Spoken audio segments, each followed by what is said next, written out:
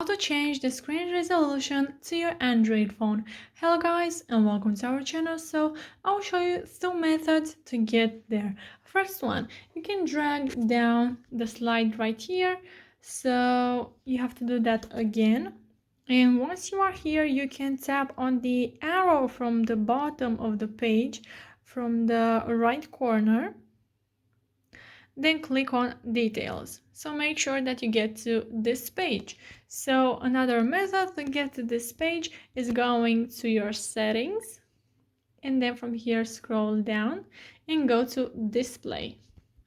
So here, as you can see, we are on the same page. So here you have to scroll down until you find screen resolution. So click on that.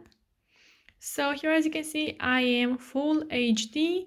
So if you want a higher resolution, you can go ahead and click here, then click apply. So you have to know that if you get the higher resolution option, then most battery will be used.